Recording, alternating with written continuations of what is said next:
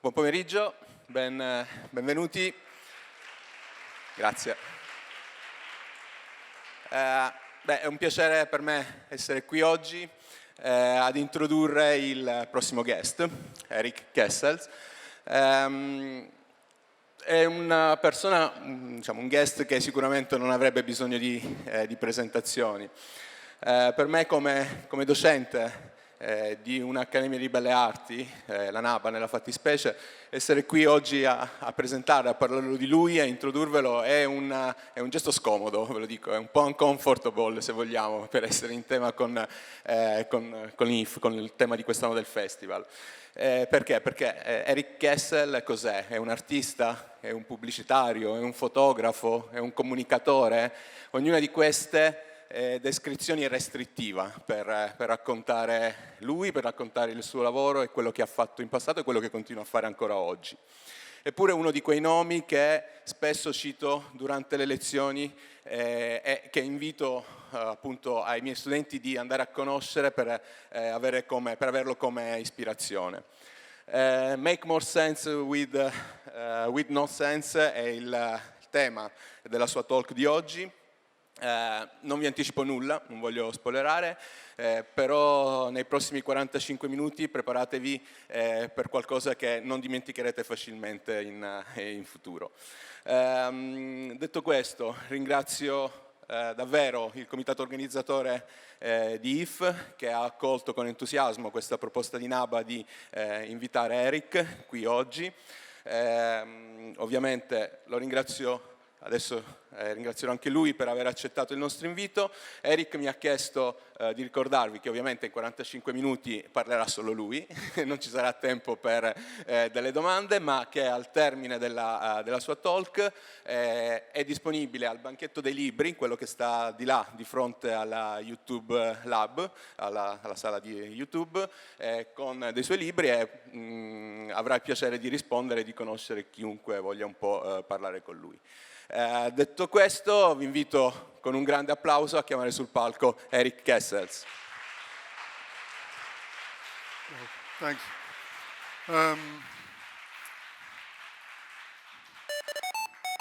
Good afternoon, everyone. I want to talk this afternoon about how to make more sense with nonsense. I think in the industry we work, I mean, all of you are creatives here, but sometimes we take ourselves way too serious. And I just want to advocate today that also with sometimes making not so much sense, that you can make quite a lot of quite good campaigns and a lot of good work. I'd like to start with the start of my career, which was also kind of nonsense and a bit of a mistake because I worked in London with my partner, and at a certain moment we thought, like, in the office we worked, there was not such a good atmosphere, but at a certain moment we thought, like, maybe we should rent both of us a chicken suit because then we can cheer them up in the office. And we came in the office, half of the people really liked it, the other half were not amused. And because that was already, it turned out like that, because 2 weeks later we got fired. We were on the street, so that was a bit of a disaster.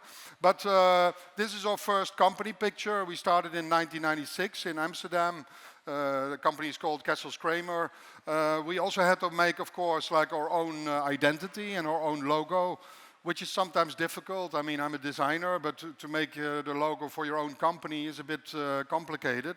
So luckily enough, there was this metal store around the corner, and they had this beautiful horseshoe with a horse in it, and we put our name on it, and up till now, that's still our identity and our logo that we have on the door and on our website and everywhere. Yeah, we work in a church in Amsterdam. It's quite unusual, but in Amsterdam and in Holland, not so many people go to church anymore. So there's a lot of abandoned churches, and it's also quite good because you can tell your parents that you go to church every day, and that helps. But at least it's one big open space where we all work with each other. I think about not making sense so much, maybe this has to do also with the fact that nowadays all the technology we use and everything we do with our hands, I mean, the computers, the phones, the cameras on our phones, 3D printers, applications, everything is perfect. You know, they don't make any mistakes. And I think that the way forward is more to come up with strong ideas again, and also sometimes make less sense about your ideas and also about yourself. I mean, the industry takes takes itself quite serious. I mean, they give each other a lot of awards, like you see outside of here. I mean, I did once research about awards, and I found out that only hairdressers give each other more awards, and on the second place it's advertising people. So, but I mean, this is just a statistic. But I think people should just make a bit more fun about it themselves. I mean, creatives are kind of professional clowns, if you like. Yeah, so how did we do that? I mean, this is maybe work that we made in the beginning. We worked about 8 years for Diesel. I mean, the target group of Diesel, really these young people wanted to stay younger and younger constantly. So we gave all these advices and tips how they could stay younger, for instance, by drinking urine. This is like an ad we did for Vitra, the furniture company, quite serious. And it says like, the Eames aluminium chair, guaranteed to stay in the family. So it's quite a nice way to show this, put the whole family on the chair. Another work is for Women Inc. This is a female organization that does campaigns about female topics. Only the women in our office work on this client. And this campaign was all about the fact that women earn about 350,000 euro less in their working life than men. So these are women looking for their 350,000 euro, where it is. Yeah, the next is a commercial for a radio station. And also you have to also know that, I mean, I work about 25 years in advertising, but I really hate advertising. I hate it every day. I mean, but I still work in there, but I hate it every day. And I think it's also very good that you hate it, because a lot of stuff that is made is so horrible. Really, you have to admit it. It is a bit of a taboo amongst professionals, but a lot of it is totally shit.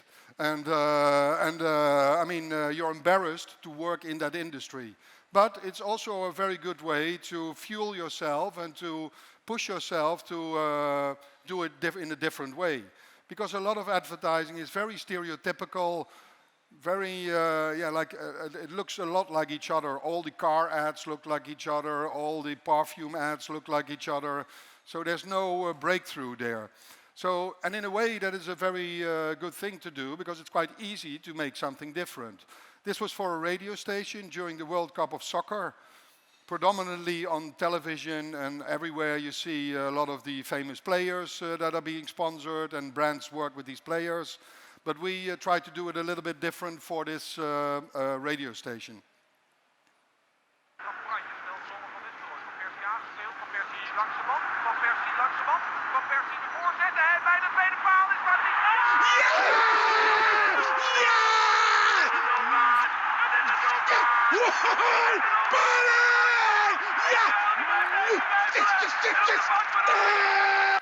Yeah, the animal rights organization was not very happy with this film. They really demanded us to really make another film to show that the dog was still alive.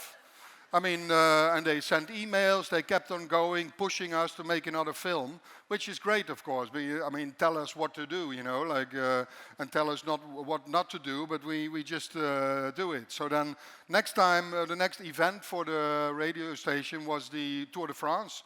So we did another film showing that the dog was still alive, and also we brought back the owner even in the spot. So that's this one.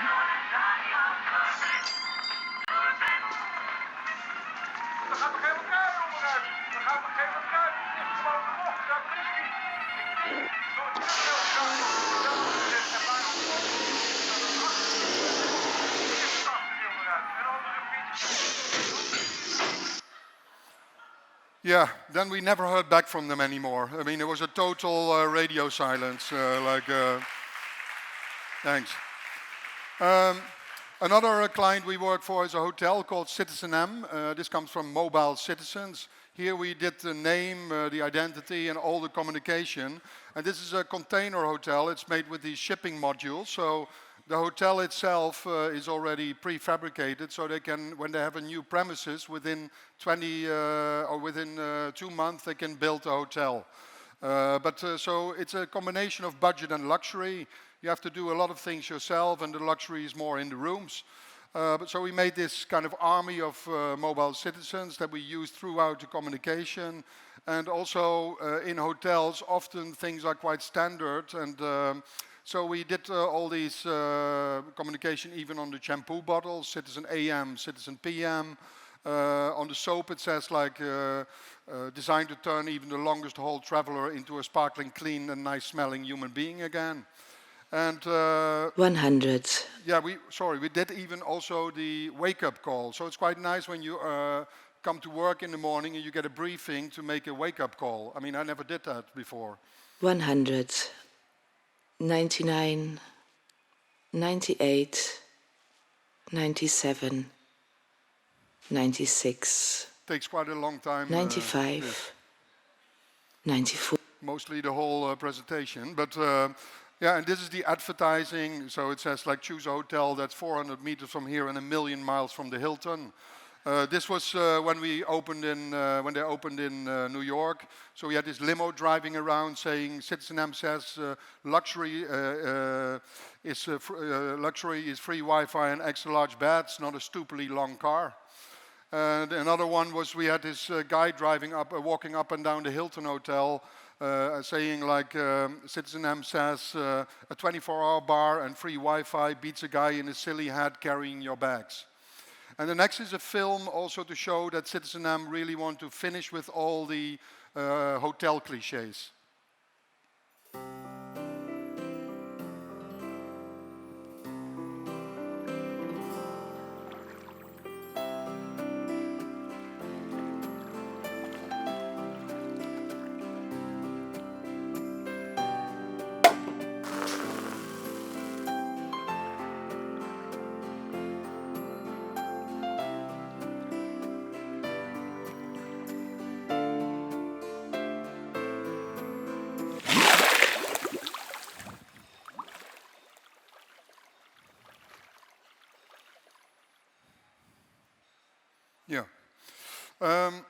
Yeah, talking about nonsense, this is just a little interception, but I make a lot of nonsense. So this is one of them. I made my first album, like as a musician.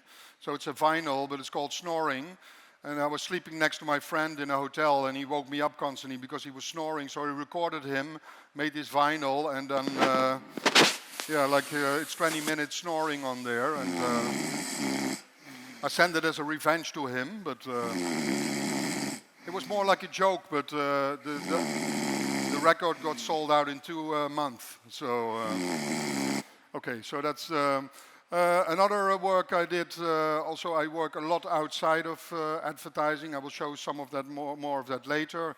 This is in a festival in Amsterdam called Unseen. I did this photo fun fair, in a way. It was called Photo Pleasure Palace, and it was like a very big, large fun fair with all kinds of attractions for people to play in. I don't show them all, but one of them was called Jump Trump, so you had to climb these stairs, and then you could jump from a certain height in his face, and then really destroy him, and really fuck him up, and yes!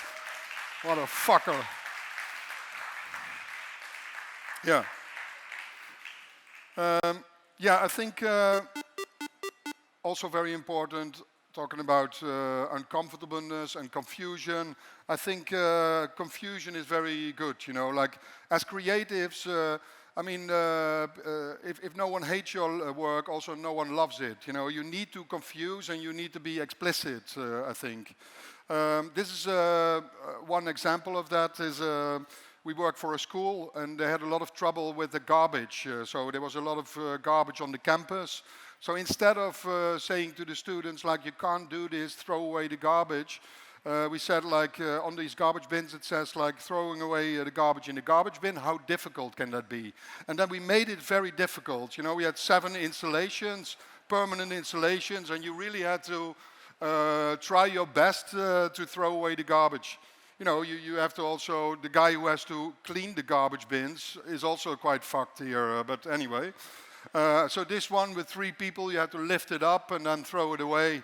And yeah, this one also, but it solved totally the problem because the students really love this and they like to joke with it and make all kinds of films that they shared online, and it was a lot of fun, and the problem is solved. Another thing to confuse a little bit is this product we did for Greenpeace. I mean, nowadays also people, when they like to give each other things, they don't know what to give each other because everybody has already everything. So we did this gift box for Greenpeace, and when you open it, it says, "Hooray, you have received nothing."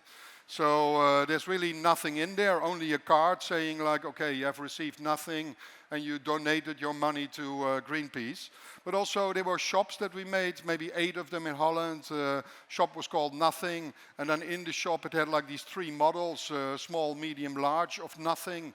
And then it says like buy nothing, and then yeah, so that was also quite nice to confuse the market and retail with this thing, and quite successful as a fundraising action. Yeah, this is I think very important also. I mean, do never brainstorm. It sounds funny to a lot of you, but you should really not brainstorm. It doesn't work. I mean, a lot of you know that when you are with 5 or 6 people in a room, you try to come up with an idea, you talk with each other. I mean, there's too much hierarchy and too much ego going on, you know, like a brainstorm is just a room full of people masturbating on top of each other, and just in the end it's a big mess, but there's no idea, you know, and that is, you should not brainstorm. I mean, with 2 people maybe playing together and talking about things, okay, but not with a large group. That doesn't work.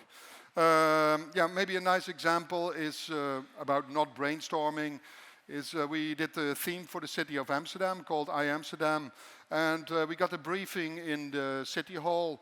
And on the way back, was 5 minutes to our office on the bike. We already had this idea of I Amsterdam. Was quite quick. So in the office, we really checked if this theme was already existing. This was a pitch between 5 agencies, so we thought like maybe we should check this. It was not existing, and during the day we registered on the same day this theme, I Amsterdam, registered it ourselves for €15,000. And 2 weeks later I presented it, but after the presentation in the city hall it was deadly silent. I mean, I was shocked. So there was a woman sitting next to me, and I asked her, "Is there anything wrong?" And then she said, like, "Yeah, it's very embarrassing for you, but the people that just presented before you had exactly the same." So it turned out that from the 5 agencies, 3 of them had also I Amsterdam. And then we told them, like, yeah, that can be true, because we also had this idea quite quickly. I didn't tell them that it was in 5 minutes, but we had the idea quite quickly. And but it's, to be honest and to be clear, it's ours. You know, we own the brand.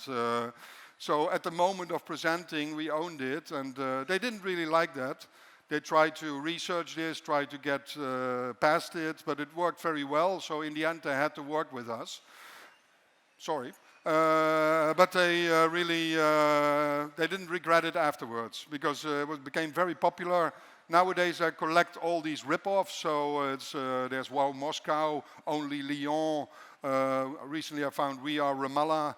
So sadly enough we didn't register these, but yeah, like this is nice. I think also when, that's the same like also with these garbage bins that I showed. Sometimes if you want, if a lot of people, if a lot of people look in one direction, sometimes it's even good to look in the other direction. That's where the solution is. This is a client, was our first client we ever worked for, and it's a budget hotel in the center of Amsterdam, 500 beds.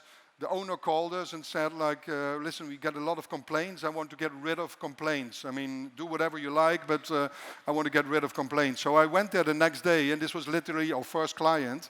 And it was the biggest nightmare in my life because it was such a shithole there. I've never seen something like that. So thank you very much, our first client.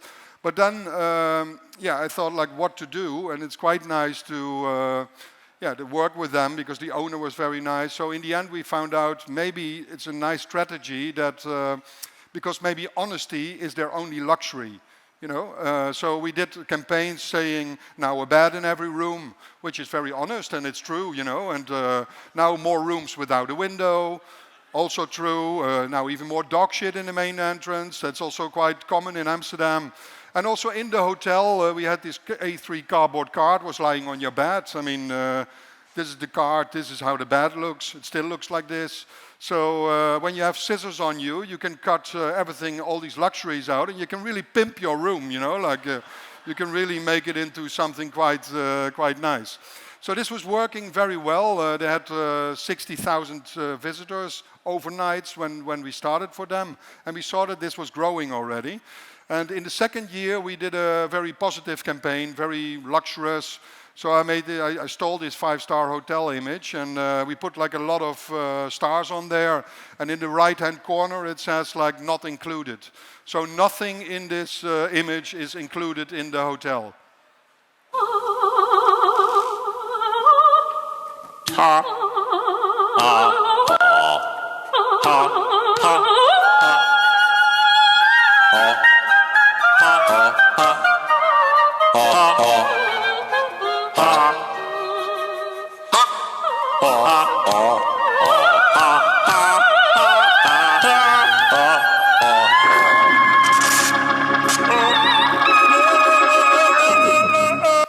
Yeah, thanks.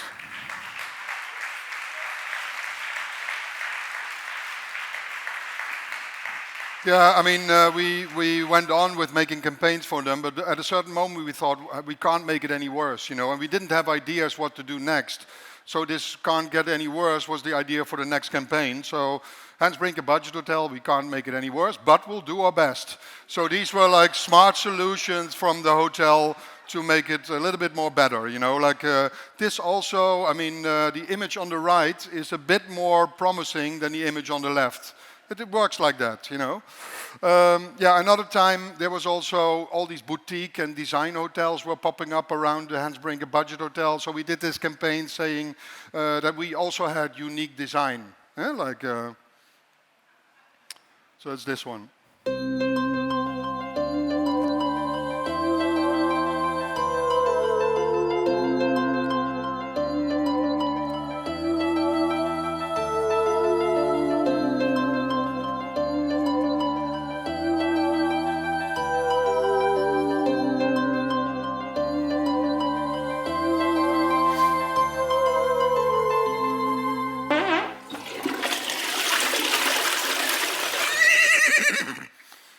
Yeah, the horse is for, yeah, okay, thanks.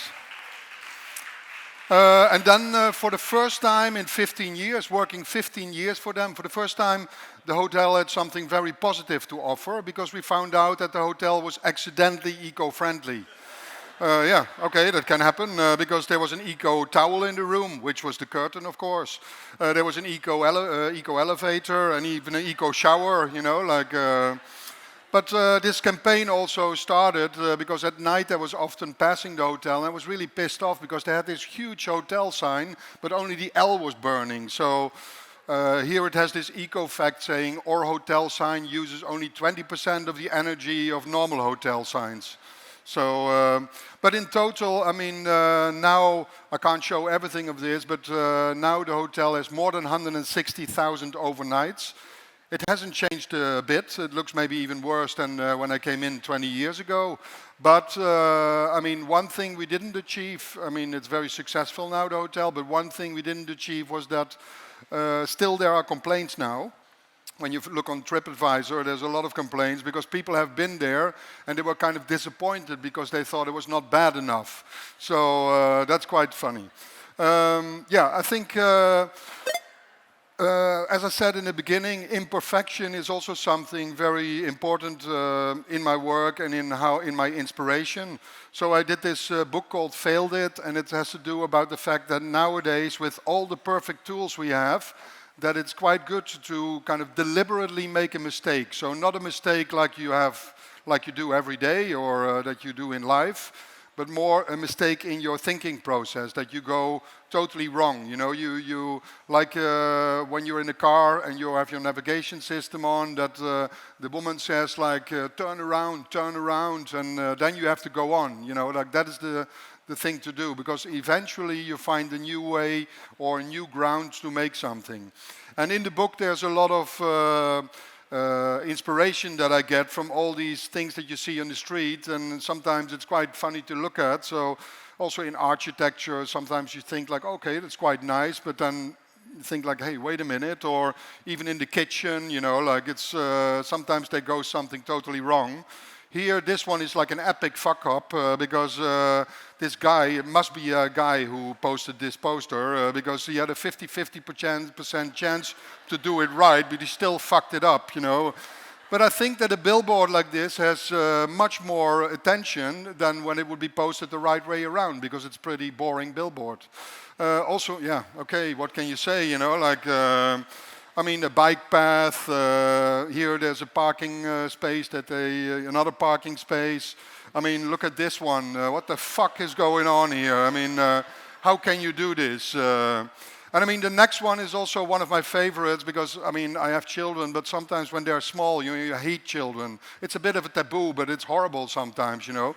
Let's be honest about it. And but then the next designer designed like a playground for children. Really, that solves that problem, because you put your children in, you swing around, and then the problem is solved. You know, like, and it's already quite a lot used this, because the concrete is like crumbled with all the heads, and yeah. So, but then look at this one. It's a graveyard in Amsterdam. Can you believe it? They put like a garbage bin next to a grave. How can you do that? I mean, it's like you bring your uncle, you know, like who's dead, put him in the shaft of the garbage bin, make an eco-funeral, you know, like, yeah, here, there's a clear example how to do it, but he still fucked it up, really. What is going on here?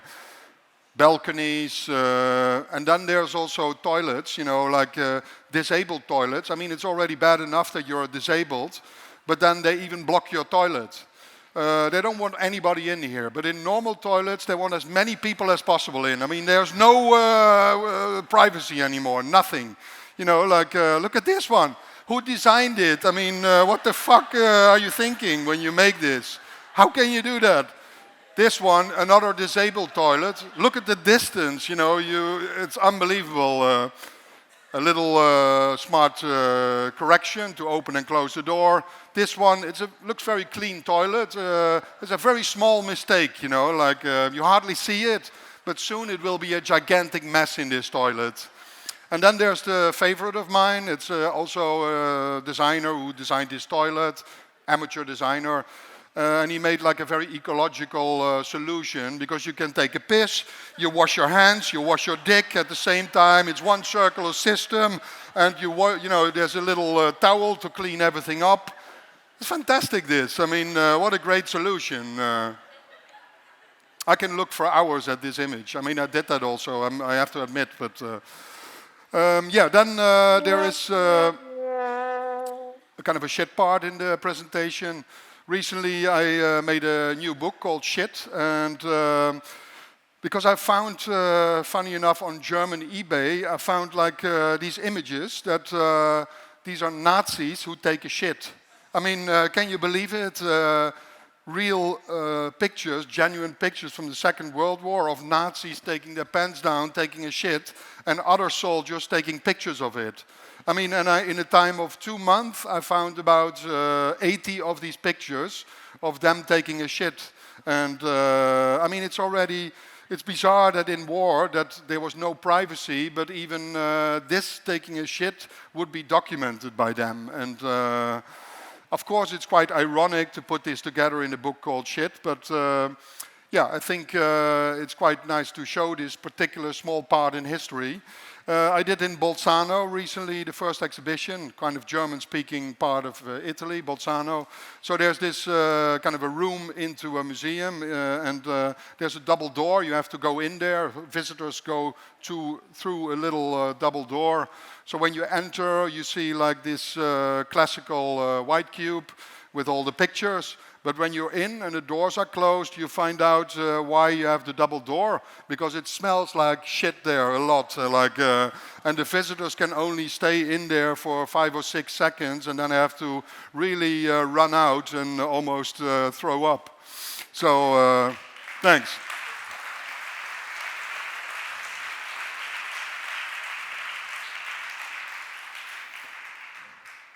Yeah, then I think uniformity, I mean, nowadays a lot of people copy each other. We see online a lot of the same images, but it can be also quite inspiring, you know, that you know, a selection of a series of images all in the same way. And about nonsense, I did this project where it's really nobody's waiting for it. It's just like a fun project. I collected all these vinyl records with big groups on there, and it's called Group Show, the project. So, I mean, this one says like children of one father. Okay, quite a lot of them, but yeah, so it's really the way of looking, and when you start looking at these albums, you find more and more of them, and it makes it very interesting, I think. But for me, I made like, with all these vinyl records, I made a new record with a book in there, with all the record covers, and the real vinyl, because I put all the sounds of all the other records on top of each other. So it's like a pandemonic sound. So in total, yeah, there were 2,500, 2,500 records. I showed them in an exhibition, and people can look at them, but also what happens in the space is that there's an enormous noise of all these records on top of each other. So maybe I can, it sounds a little bit like this.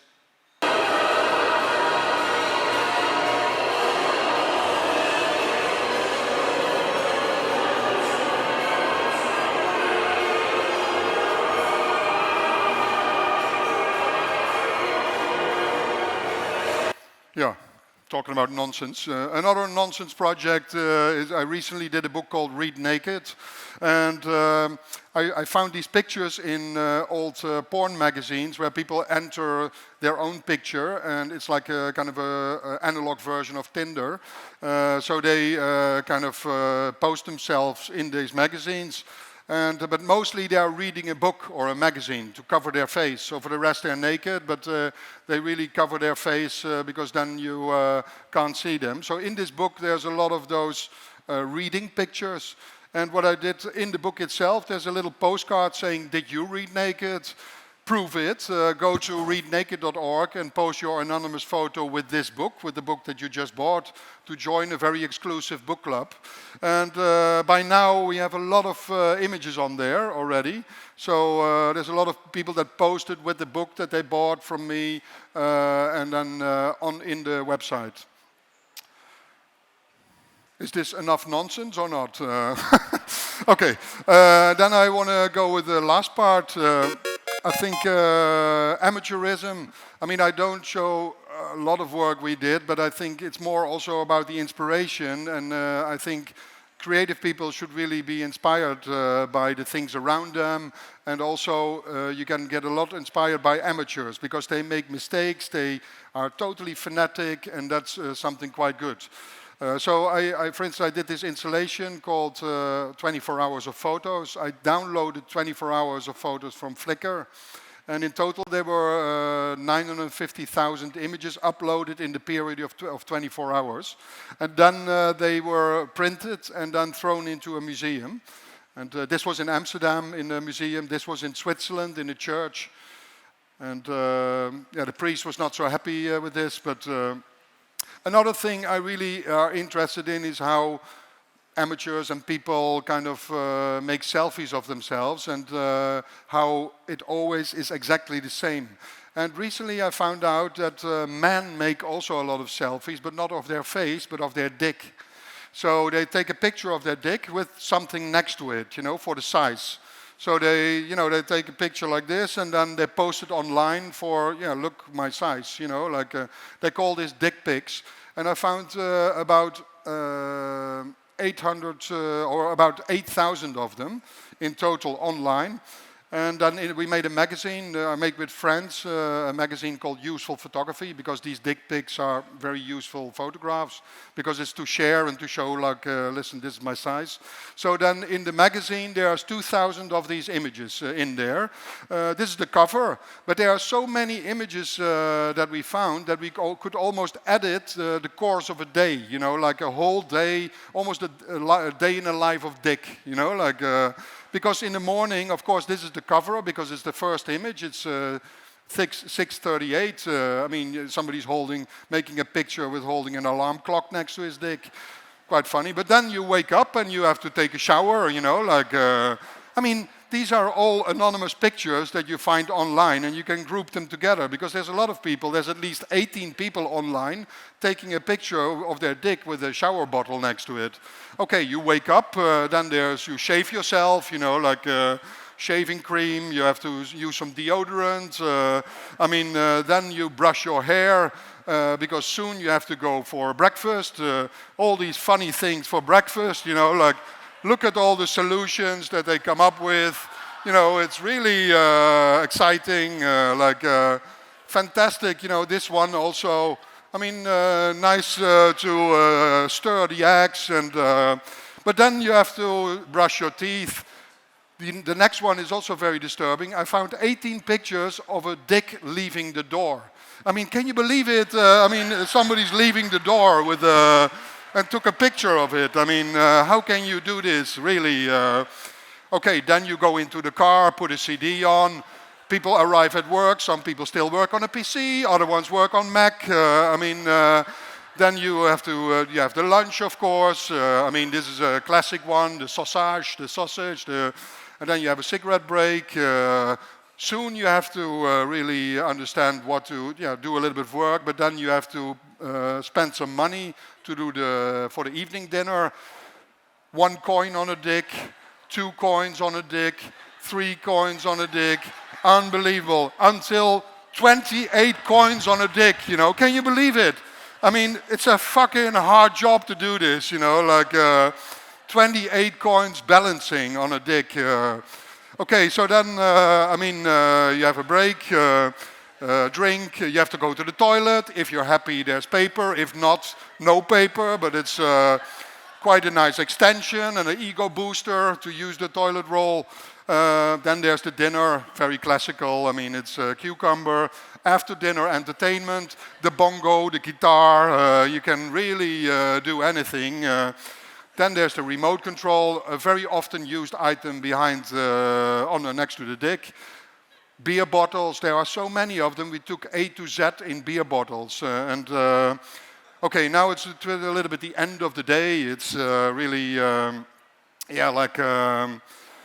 have some privacy, sex. Some people need some help. Soon you'll see already that they want to go to bed, you know, like... and then it's the end of it because the teddy bear and we go to sleep and then fucking hell, that was it. Okay, I just go on with the last 2 small projects. This is a series of books that I do called In Almost Every Picture, and I did 15 by now, but these are all pictures that I find on flea markets or online about people that made a beautiful series and a nice story in an amateur way. So I do the edit and I publish them. One of the kind of strangest ones I found is this family album that I found in New York, and it's a family that is fighting against one of the biggest mysteries in photography, and that's how to shoot my black dog. And this family fucked it up all their life, you know. They have this black dog and they try to photograph it. It's one big disaster. Really outdoor they photograph it, indoor. I mean, they even bought a black sofa. I mean, how can you do that? I mean, outside in front of full sunlight, they fuck it up. But then in the end, I found one image in the album where they overexposed the images because they were so frustrated. They thought like maybe that's a solution. And yes, for the first time, you see the character of the dog. And to finalize today, I like to show one thing. It's also one book. I found these images online on Flickr. And this is a photographer, amateur photographer. He's called Fred, and his wife is called Valerie. And Fred likes to take pictures of Valerie in the water. This was in the 80s, where she was only wearing a bathing suit. But after that, she had to wear her normal clothing. And you see in the image already that it's getting a little bit wet, the clothing. And then she really needed to experiment. They were experimenting with the locations. She had to keep her clothes on. They became all wet. And for them, I mean, look at this. It's like weird imagery, you know. But for them, it was a fetish, you know. It was like their wet clothes adventure. And they think really if you have like normal bathing suit under your clothes, it's like cheating. They love to go every moment of the day in the water. You know, at night they go also secretly. Fred flashes the photograph. I mean, in the fountain, in the public fountain. When it rains, they love it. You know, the more rain, the better. You know, it's like the golden shower. It's like really. They have a garden. They have. I mean, they live in a city called Clearwater. Can you believe it? In Florida. They live in a town called Clearwater. It's unbelievable. And so they have a big lake in front of them, and they use that. They have a swimming pool for the summers, for the winters. I mean, it doesn't matter. They go anywhere. Look at this image. I mean, it's a beautiful image of Valerie. It's like a modern version of Ophelia. Beautiful. So I made the book, and I asked them, like, can I maybe use your images for the book? And they love that. The more publicity and the more visible they are, the better.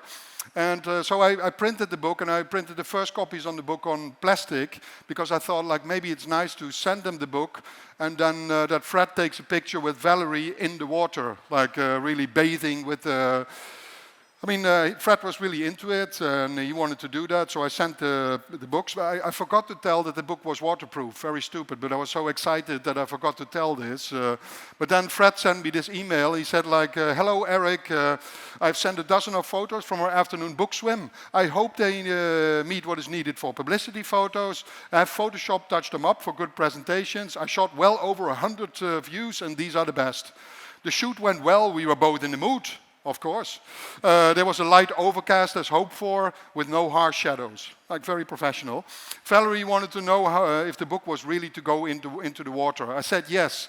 The book slipped down into the water a little bit at a time. Valerie taking it and herself in deeper as the photos progressed. Eventually it was fully under. We enjoyed the tantalizing intrigue of it.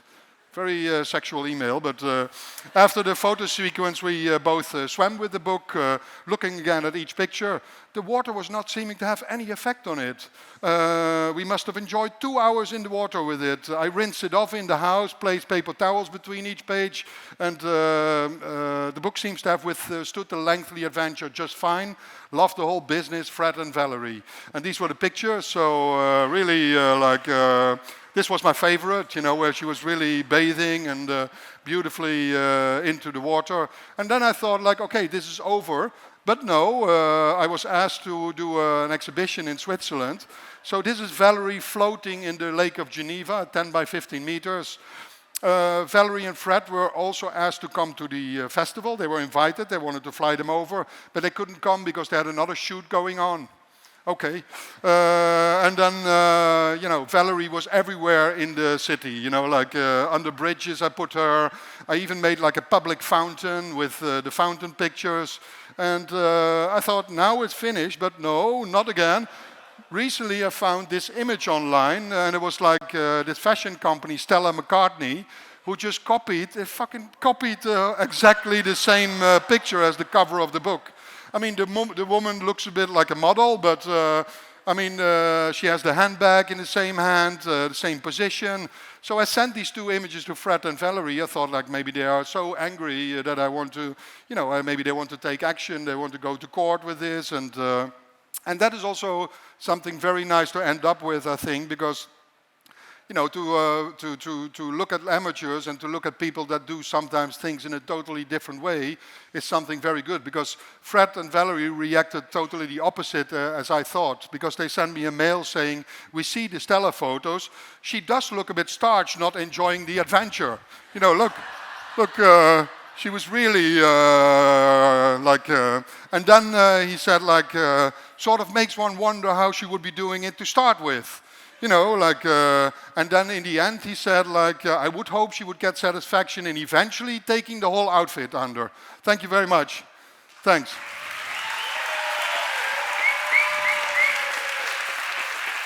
Thank you.